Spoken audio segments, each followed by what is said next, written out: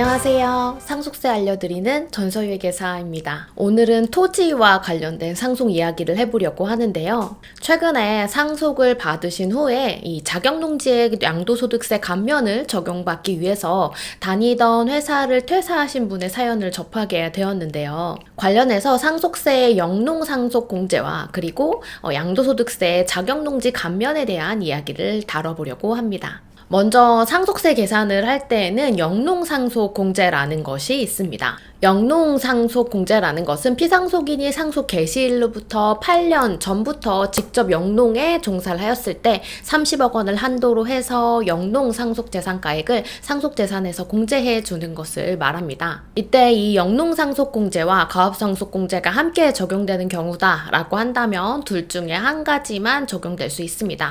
종전에는 5억 원에서 2016년부터 15억 원으로 상향 조정되었고요. 한도에 있어서. 그리고 최근 개정으로 30억 원까지 한도가 상향 조정되었습니다.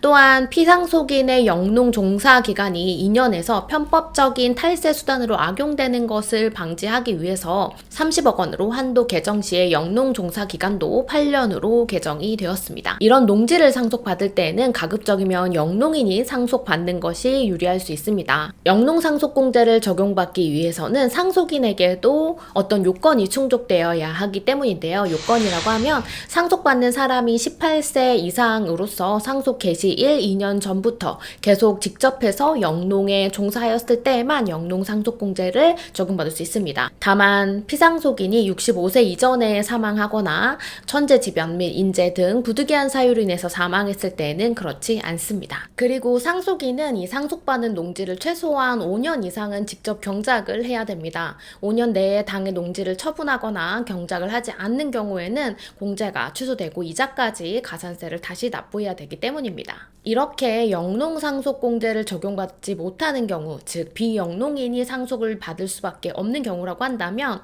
이때는 향후 양도소득세의 관계를 따져봐야 합니다. 만약에 자격농지에 해당이 돼서 이후에 양도시에 양도소득세 감면을 받을 수 있다면 해당 과세기간에는 1억 원, 그리고 5개의 과세기간 동안에는 2억 원의 감면을 받을 수 있는데요. 조금 요건이 까다롭습니다. 우선 거주 요건은 농지가 소재하는 시군구 안의 지역, 이 지역과 인접한 시군구 안의 지역, 해당 농지로부터 직선거리 30km 이내의 지역 중 하나에 해당하는 지역에 거주하면서 경작을 하셔야 되고요.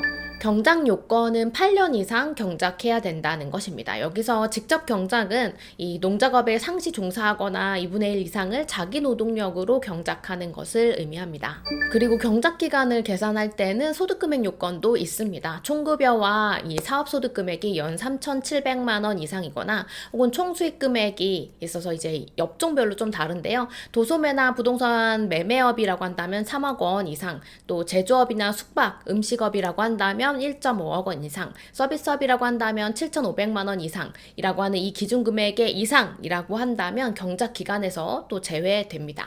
상속받은 토지를 3년 이내에 양도를 한다면 이 피상속인의 자경기간은 승계 가능하지만 3년 이후의 양도 시에는 1년 이상 자경을 해야지만 직접 농사에 종사해야지만 자경기간을 승계받을 수 있습니다. 즉 해당 지역에서 제촌하면서 1년 이상 직접 경작해야 되는 기간이 필요하고 또 다른 소득도 없어야 피상속인의 자경기간을 승계받을 수 있기 때문에 따라서 서두에서 말씀드린 사례의 상속인의 경우에 있어서는 농지를 3년 이내에 양도할 계획이 없고 또 3년 후에 양도할 것을 고려했을 때에는 상속인이 작용한 기간이 있어야 이전에 피상속인의 작용기간을 승계받을 수 있었고 퇴직금과 이후의 양도소득세 등을 고려해 보았을 때 조금 더 절세하는 방식을 선택해서 귀촌을 고려하시게 된 겁니다. 그리고 농사 짓는 일이 정말 어려운 일이라고 하시더라고요. 또 이때 1년에 대한 해석에도 의문이 생길 수 있는데요. 1년 이상 계속해서 경작한 경우라는 것이 상속 개시일부터 3년 이내에 상속인이 경작해야 된다는 것인지 아니면 양도일로부터 소급해서 1년 이상 계속 경작해야 된다는 것인지에 대한 의문점이 있습니다. 현행세법은 1년 이상 계속해서 경작한 경우에 피상속인의 작용기간을 통산해준다고 개정하면서 경작 시기에 대한 규정은 사실 없습니다. 즉 상속 개시일부터 이후 양도일까지의 기간 중에 어느 시기에 불구하고 1년 이상 계속 경작한 경우라고 한다면 피상속인이 경작한 기간을 상속인의 경작기간과 합산해준다는 의미라고 볼 수 있겠습니다. 양도일 현재에 상속인이 경작하고 있는지와 상관없이 상속인이 1년 이상 계속 경작한 경우에는 피상속인의 경작기간을 통산해준다는 것으로 보입니다.